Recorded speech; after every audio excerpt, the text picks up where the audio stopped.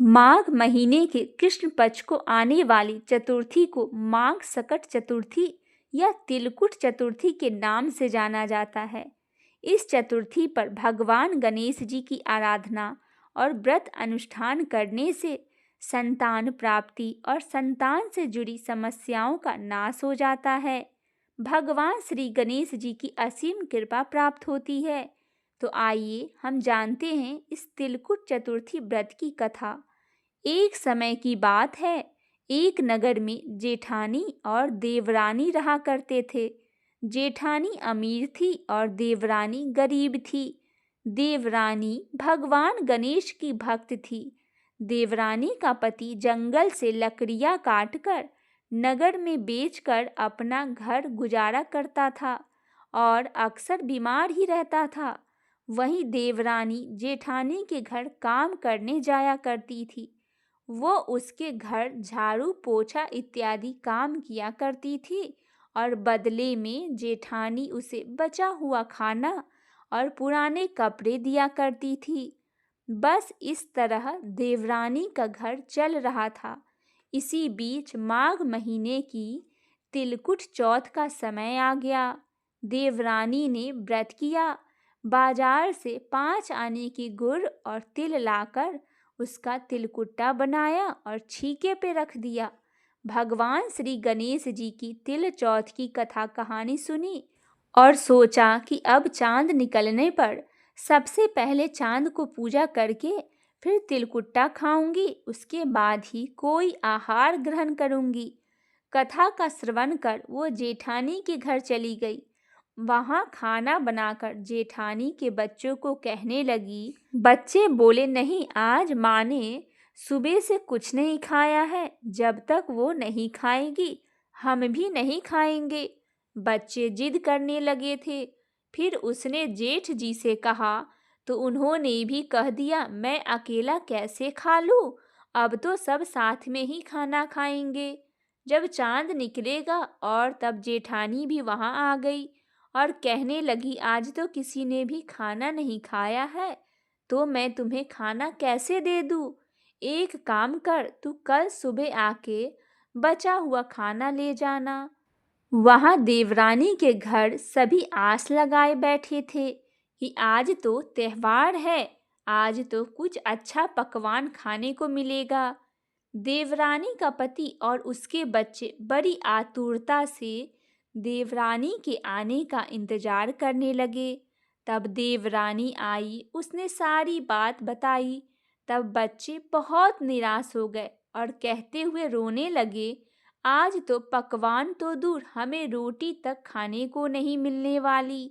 वहीं देवरानी का पति भी उस पर गुस्सा हो गया और कहने लगा, इतना काम करने पर भी तुम्हें 2 वक्त की रोटी भी नहीं दे सकते, तो काम क्यों करती हो? और गुस्से में आके उसने अपनी पत्नी को कपड़े धोने के धोवन से मारा। धोवना हाथ से छूटकर गिर गया तो पाटे से मारा। वह बेचारी बिना कुछ कहे रोते रोते भगवान गणेश जी का नाम लेते हुए बस जल ग्रहण करके सो गई। उस रात भगवान गणेश उसके सपने में आए और बोले, धोवन मारी पाटे मारी, अब सो रही है या जाग रही है? रोते रोते वो बोली, कुछ सो रही हूँ और कुछ जाग रही हूँ। फिर गणेश जी ने कहा, मुझे भूख लगी है, कुछ खाने को दो। देवरानी बोली, मैं क्या दूं? मेरे घर में तो अन्न का एक दाना भी नहीं है। जेठानी मुझे रोज बचा हुआ खाना देती थी, आज तो वो भी नहीं है। मेरे घर में सब भूखे सोए हुए हैं, बस उस छीके में तिलकुट्टा पड़ा हुआ है, वही जाओ और खा लो। तिलकुट्टा खाने के बाद गणेश जी फिर बोले, धोवन मारी पाटे मारी, अब मुझे निमटाई लगी है, कहाँ निमटे? वह बोली, ये रहा मेरा घर, आपकी जहाँ इच्छा हो वहाँ निमट लो। तब गणेश जी छोटे बच्चे की आवाज में बोले, अब कहाँ पोछूं? नींद में मगन देवरानी को अब गुस्सा आने लगा था। कब से ये मुझे तंग किए जा रहा है। उसने कहा यहाँ मेरे सिर पर पोंछ लो। और कहाँ पोंछोगे? अब सुबह हुई और देवरानी सभी घर को देखकर चौंक गई। उन्होंने देखा कि सारे घर में हीरे मोतियों जगमगा रही है। गणेश जी जहाँ अपना हाथ पोंछकर गए थे, वो हीरे की टिक्की और बिंदी से जगमगा रही थी। देवरानी उस दिन जेठानी के घर काम करने नहीं गई थी। बड़ी देर हो गई, लेकिन देवरानी का पता न चलने पर जेठानी ने अपने बच्चों को देवरानी को लाने के लिए भेजा। जेठानी ने सोचा, कल शायद मैंने देवरानी को खाना नहीं दिया था, इसीलिए वो बुरा मान गई है। बच्चे देवरानी के घर पहुंचे और आवाज देने लगे, चाची चलो, माँ ने बुलाया है, घर का सारा काम पड़ा है। अब देवरानी ने कहा, अब इसकी कोई जरूरत नहीं है, हमारे घर में सब भरपूर है, गणेश जी की कृपा से। बच्चे ने घर जाकर सारा वृत्तांत अपनी माँ को सुनाया और बोला, चाची का घर तो हीरे मोतियों से जगमगा रहा था। बच्चों की बात सुनकर जेठानी दौड़ी दौड़ी देवरानी के घर पहुंची और सब देखकर चौंक गई। बड़े अचरज से पूछने लगी, अरे ये तो बता, ये सब कैसे हुआ? देवरानी ने भोले मन से उस रात वापस घर आके जो कुछ भी हुआ वो हूबहू वह कह डाला। लालच की मारी जेठानी अपने घर आई और अपने पति से कहने लगी, सुनो, मुझे इस कपड़े धोने वाले धोवन और पाटे से मारो। उसका पति बोला, हे भाग्यवान, तुम्हारा दिमाग तो ठिकाने पर है, ये क्या बोल रही हो तुम? मैंने आज तक तुम पर हाथ भी उठाया नहीं है, मैं तुम्हें इसे धोवन और पाटे से कैसे मार सकता हूँ? वो अपने पति की एक भी ना सुनी और जिद करने लगी। मजबूरन में उसका पति उसे पीटना शुरू कर दिया। उसने रात को सोने से पहले ढेर सारा घी डालकर चूरमा बनाया और छीके पर रखकर सो गई और विनायक गणेश जी का ध्यान करने लगी। उस रात भगवान गणेश जी उसके स्वप्न में आए और कहने लगे, मुझे भूख लगी है, मैं क्या खाऊं? जेठानी बड़े अहंकार से कहने लगी, हे गणेश जी महाराज, मेरी देवरानी ने तो आपको सूखे तिल का कट्टा खिलाया था। मैंने तो झरते घी का चूरमा बनाकर छीके में रखा हुआ है। यही नहीं, साथ में मैंने फल और मेवे भी रखे हुए हैं। आपको जो मन करे वो खा लीजिए। अब बाल स्वरूप गणेश जी ने कहा, अब मैं निपटूं कहाँ? तब जेठानी बोली, मेरी देवरानी के घर तो टूटी फूटी झोपड़ी थी, मेरा तो ये कंचन महल है। आपको जहाँ निपटना है वहाँ निपट लीजिए। फिर गणेश जी ने कहा, अब पोछूं कहाँ? तब जेठानी बोली, मेरे ललाट पर एक बड़ी सी बिंदी लगाकर पोंछ लो। धन की लालची जेठानी अब पूरी रात सुबह के इंतजार में खोई रही। उसे लग रहा था मेरा भी घर हीरे मोतियों से भर जाएगा। अब वो सुबह जल्दी उठ गई और अपना घर देखकर फूट फूट कर रोने लगी। उसका घर हीरे जवाहरात से नहीं बल्कि गंदगी से भरा हुआ था। चारों तरफ गंदगी ही फैली हुई थी। उसके सिर पर हीरे की बिंदी की जगह गंदगी बिखरी हुई थी। पूरा घर बदबू मार रहा था। वो चक्कर खाकर गिर गई। भगवान गणेश जी को कहने लगी, हे गणेश जी महाराज, ये आपने क्या कर दिया? मुझसे रूठे और उस निर्धन देवरानी पर टूटे क्यों? अब जेठानी गुस्से से अपनी घर की सफाई करने में जुट गई, लेकिन वो जितना साफ करने की कोशिश करती, घर उतना ही गंदा हो रहा था। जब जेठानी के पति ने यह सब देखा तो वो भी उस पर गुस्सा हुआ और बोला, लालची औरत, तेरे पास इतना सब कुछ था, फिर भी तेरा मन नहीं भरा। और वह गुस्से में आके वहां से चला गया। अब जेठानी ने निराश होकर चौथ गणेश जी से कहा, मेरी मदद कीजिए। गणेश जी वहां प्रकट हुए और कहने लगे, अपनी गरीब देवरानी से तुझे तो जलन था, उसी का फल है। अब जब तू अपने घर से आधा पैसा उसे सौंप देगी, तब जाके ये सारी गंदगी साफ हो जाएगी। अब लालची जेठानी ने अपना आधा धन देवरानी को बांट दिया, लेकिन उसके चूल्हे के नीचे कीमती मोहरे की एक हांडी गड़ी हुई थी। उसने सोचा, इसके बारे में किसी को कुछ पता नहीं है, इसे मैं यहीं रहने देती हूँ। और उसने वो हांडी नहीं बांटी। अब वो फिर से गणेश जी से कहने लगी, हे गणेश जी महाराज, अब ये सब अपना बिखराव समेट लो। अब गणेश जी बोले, हे लालची औरत, अपने चूल्हे के नीचे गाड़ी हुई हांडी से लेके रखी हुई सुई तक भी हिस्से में बांट, तब ये माया मैं समेटूंगा। अब जेठानी ने हार मानकर चूल्हे के नीचे गाड़ी हुई हांडी और ताक में रखी 2 सुई भी आधी आधी बांटकर इस प्रकार गणेश जी ने अपना बाल स्वरूप में आकर जेठानी को सबक सिखाया। हे गणेश जी महाराज, जैसे आपने देवरानी पर अपनी कृपा बरसाई थी, वैसे ही इस कथा कहने वाले और सुनने वाले और हुंकार भरने वाले सभी पर अपनी कृपा बरसाए रखना, किंतु उस लालची जेठानी की तरह किसी और को सजा मत देना। बोली श्री तिलकुट गणेश जी महाराज की जय हो।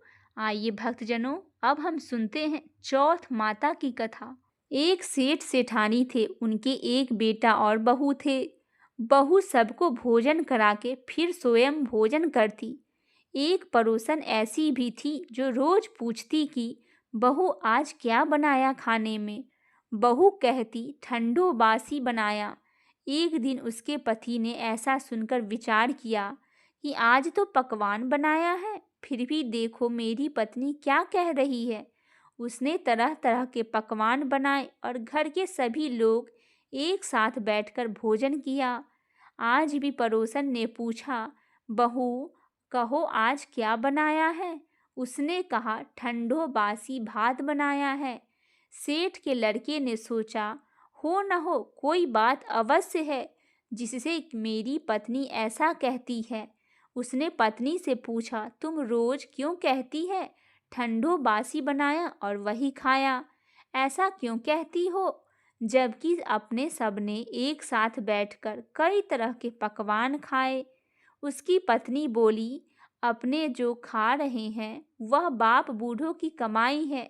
जिस दिन आप कमाकर लाओगे उस दिन मैं समझूंगी कि ताज़ा भोजन कर रही हूँ। अब एक दिन लड़के ने माँ से कहा, मैं एक बड़े शहर में कमाने जा रहा हूँ। माँ बोली, बेटा अपने पास तो इतना धन है, खाया नहीं जा रहा।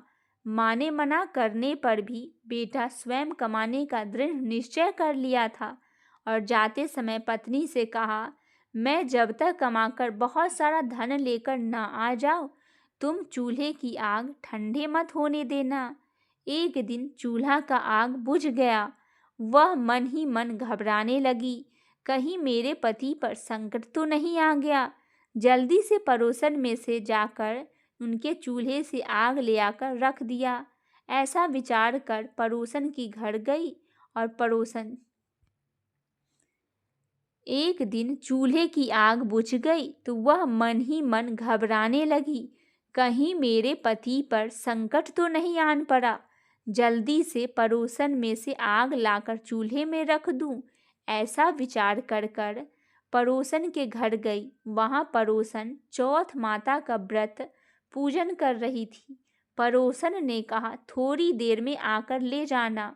बहू ने पड़ोसन से पूछा, आप यह व्रत क्यों करती है, इससे क्या फल मिलता है। पड़ोसन ने कहा, चौथ माता के इस व्रत को करने से अन्न धन लक्ष्मी मिलता है और अपनी सारी मनोकामना पूर्ण हो जाती है। अब बहू भी चौथ माता का व्रत करने लगी। दीवार पर चौथ माता की चित्र बनाई। उस दिन घी और गुड़ का चूरमा बनाकर रात्रि में चंद्रमा को अर्घ देकर भोजन करती। ऐसा करते करते बहुत दिन हो गया। चौथ माता ने उस बहू के पति को सपना दिया कि साहूकार का बेटा तू जाग रहा है कि सो रहा है, तेरी पत्नी बहुत याद कर रही है। अब तू चौथ माता ने जैसा कहा था वैसा ही हुआ। उसने घर जाने की तैयारी कर गाड़ी भरकर धन दौलत लेकर चल दिया। रास्ते में एक बड़ा सा काला नाग फन फैलाए बैठा हुआ था और कहने लगा, आज तो मैं तुझे डस लूंगा, छोड़ूंगा नहीं। आज तेरी आयु पूरी हो गई है। सेठ के लड़के ने कहा, आज चौथ माता ने मुझे अपना सपना दिया कि मैं पत्नी से मिलने घर जाऊं। वहां मेरी पत्नी बहुत चिंता कर रही है। मैं उससे मिलकर जरूर आ जाऊंगा तुम्हारे पास, तब तुम मुझे डस लेना। नाग ने कहा, तुम शपथ पूर्वक कहकर जाओ तो मैं तुम्हें घर जाने दूंगा, परंतु लौट कर नहीं आए तो तुम्हें घर आकर मैं डस लूंगा। इस प्रकार सर्प के वचन देकर वह अपने घर पहुंच गया। वहां सभी से हंसी खुशी से मिला और भोजन करने उदास होकर बैठ गया। उसकी पत्नी ने उदास होने का कारण पूछा तो पति ने काले नाग वाली बात बताते हुए कहा, यदि मैं उसके पास नहीं जाऊंगा तो वह घर आकर ही मुझे डस लेगा। पत्नी बहुत चतुर थी। उसने कहा, आप घबराओ नहीं, लेट जाओ, मैं एक उपाय करती हूँ। पत्नी ने कमरे की 7 पेठी सिराव धोई। पहली पेठी पर रेत, दूसरी पर इत्र, तीसरी पर गुलाल और फूल चढ़ाई, चौथी पर कक्कू केसर, पांचवी पर लड्डू पेड़ा, छठी पर गादी गलाची और सातवीं पर पेठी और दूध का कटोरा भरकर रख दिया। इस प्रकार वह 7 ही पेठी सजाकर बैठी हुई थी। आधी रात होते ही नाग आकर पेठी पर चढ़ने लगा। पहले पेठी पर रेत में लौट गया और कहने लगा, सेठ की बहू ने आराम तो बहुत दिया, पर वचनों से बंधकर आया हूँ, सो डसूंगा अवश्य ही। इस प्रकार 7 पेठियों पर नाग आराम करता हुआ और कहता हुआ डसूंगा जरूर कमरे में जाने ही वाला था कि चौथ माता ने विचार किया, मैं इसे नहीं बचाऊंगी तो संसार में धर्म कर्म और व्रत पूजन को कौन मानेगा। अब तो गणेश जी, चंद्रमा जी और चौथ माता जी ने उसे बचाने का विचार किया। चंद्रमा जी ने उजाला किया, चौथ माता ढाल बनी और गणेश जी ने तलवार लेकर नाग को मार दिया और ढाल से ढक दिया। अब बहू भी थकी हारी सो गई।